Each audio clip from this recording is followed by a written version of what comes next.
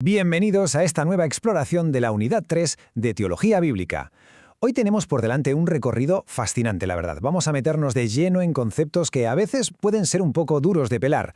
Hablamos de cómo los textos bíblicos hacen auténticos malabares para equilibrar la disciplina de Dios, la innegable e incómoda realidad del juicio eterno y, cómo no, el triunfo final de la gracia y la misericordia. Es un material denso sin duda, así que vamos a desgranarlo poco a poco para que quede clarísimo. Bueno, la hoja de ruta de hoy está clarísima. Arrancaremos hablando de disciplina y discipulado. Luego pasaremos a ver la utilidad de la Escritura, los límites y el destino eterno, ese contraste impactante de las dos cenas finales, y cerraremos con el poder del perdón. Vamos al lío. Empezamos por el acto 1, disciplina y discipulado. Vale, normalmente cuando escuchamos la palabra disciplina nos imaginamos un castigo, ¿verdad? Pues atención a esto porque es un cambio de perspectiva brutal. El concepto hebreo de la Torá, que casi siempre vemos traducido como ley y que suena a un código penal súper estricto, en realidad se traduce muchísimo mejor como instrucción dentro del contexto de un pacto. O sea, la disciplina de Dios no va de pegar la bronca por fallar, es más bien un entrenamiento constante, es pura educación diseñada para que el pueblo conozca a Dios y aprenda a hacer lo correcto. Y esto lo vemos en acción a lo largo de todo el Antiguo Testamento. Ojo, los profetas no eran simples adivinos que predecían el futuro, eran más bien instructores haciendo llamamientos desesperados al arrepentimiento. Fijaos en que incluso los grandes desastres históricos como aquel famoso exilio no se presentan como actos de ira porque sí, sino como una disciplina muy concreta aplicada por desobedecer. Y entre todo este caos, siempre hay un enfoque clave: enseñar a las siguientes generaciones cuál es el buen camino. Pero la cosa da un giro tremendo al dar el salto al Nuevo Testamento. Aquí, la idea de disciplina choca de frente con una compasión radical. Fijaos en el caso del endemoniado gadareno en el Evangelio de Marcos, una historia impresionante que nos enseña cómo lidiar con la oscuridad más profunda. Lo que resulta fascinante aquí es ver cómo actuó Jesús ante un nivel de sufrimiento tan extremo, alguien a quien la sociedad solo sabía encadenar. Él no se limita a aislar a este hombre, lo transforma. No lo empuja a un rincón, sino que arranca de cuajo el problema. En lugar de ponerle cadenas nuevas y más fuertes, lo libera completamente de su esclavitud. Esto nos demuestra que el verdadero discipulado no va de represión, sino de una liberación total y absoluta. Pasamos al acto 2, la utilidad de la Escritura. Claro, la gran pregunta ahora es, una vez lograda esa libertad, ¿cómo se mantiene? ¿Cómo se pasa el testigo de la fe a los que vienen detrás? Si echamos un vistazo al legado en las cartas a Timoteo, vemos que los textos sagrados tienen una doble función brutal. Por un lado, está la cara amable, la positiva. Las escrituras instruyen, moldean nuestro comportamiento y nos dan una base súper sólida sobre qué creer. Pero, por otro lado, tienen una función negativa, reprender. Actúan como el estándar objetivo, la vara de medir para corregir cuando nos desviamos. Son como las dos caras de una moneda, tanto el refuerzo positivo como el tirón de orejas a tiempo son totalmente imprescindibles. Nos adentramos en el acto 3, límites y destino eterno. Entramos, quizá, en la parte más peliaguda de esta exploración. ¿Qué pasa cuando el ser humano rebasa los límites de la paciencia de Dios? Para entender esto, nada mejor que la parábola del trigo y la cizaña en el capítulo 13 de Mateo. Es una imagen que clava la tensión en la que vivimos hoy en día. El bien y el mal, los leales al rey y los insurgentes, están plantados en el mismo campo y crecen codo con codo. El material que estamos analizando lo clava con esta cita. El reino de Dios viene a ser absoluto solamente en el tiempo de la cosecha, después del juicio final. Vamos, que de momento toca convivir con la discordia. La oposición existe y está ahí.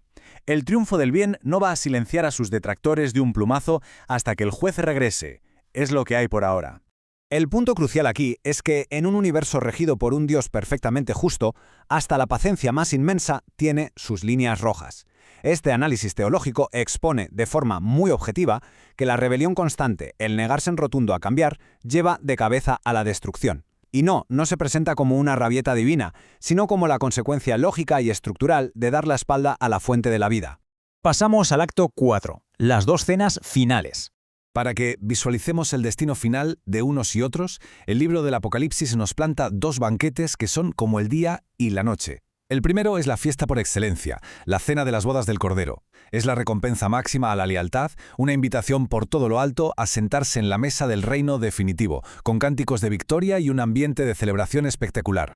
Y de repente, unos versículos más allá, nos topamos con un contraste que pone los pelos de punta: la fiesta del juicio de Dios. Un banquete, digamos, macabro, donde los que se rebelaron terminan siendo literalmente el plato principal para las aves del cielo. Es una metáfora súper gráfica, casi visceral, para mostrarnos que el juicio es la autodestrucción inevitable de la maldad. Deja clarísimo que la forma en que respondemos a todo esto es, a fin de cuentas, decisiva.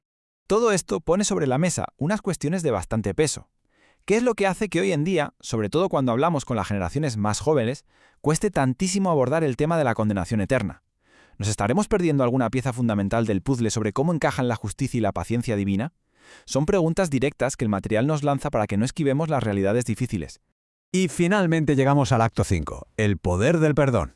Menos mal que la historia no acaba en una condena, porque la verdad es que toda esta tensión teológica encuentra su alivio justo aquí. Al fin y al cabo, el objetivo de esta relación no es castigar a nadie, es lograr la reconciliación.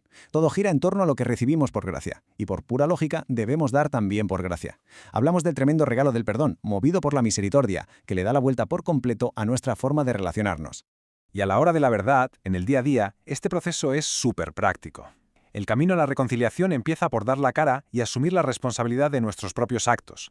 A partir de ahí, toca arrepentirse de corazón, confesarlo y, si se puede, restituir el daño. Pero ojo, que el paso más bestia, el que de verdad libera, es el último: soltar las riendas. Consiste en dejar la venganza y el juicio totalmente en las manos de un Dios que conoce la historia completa y juzga con perfecta justicia. Vamos a ver cómo encaja esto con algunos casos de estudio de la Biblia, porque el contraste es enorme. Por un lado tenemos a los que deciden perdonar y por el otro a los que se tragan el veneno del rencor. En temas de familia vemos cómo Esaú o José sueltan unos perdones monumentales, lo que choca frontalmente con ese deseo de venganza tan oscuro del Salmo 137. Entre los apóstoles, Pedro se levanta gracias a la gracia, valga la redundancia, mientras que Judas cae en picado hacia la destrucción. Y el colmo de la ironía, mientras Jesús y Esteban perdonan a sus propios verdugos en su lecho de muerte, tenemos a Jonás pillando un berrinche de campeonato solo porque Dios decidió perdonar a toda una ciudad arrepentida. Para poner el broche de oro a este análisis, nos quedamos con una pregunta enorme que nos lanza la segunda carta de Pedro. Puesto que todas estas cosas han de ser deshechas, ¿cómo debemos vivir? Poniendo en la balanza una justicia absoluta que no mira para otro lado ante el mal y una gracia espectacular que lo restaura todo, ¿cómo vamos a plantearnos nuestro día a día a partir de ahora? Ahí queda eso.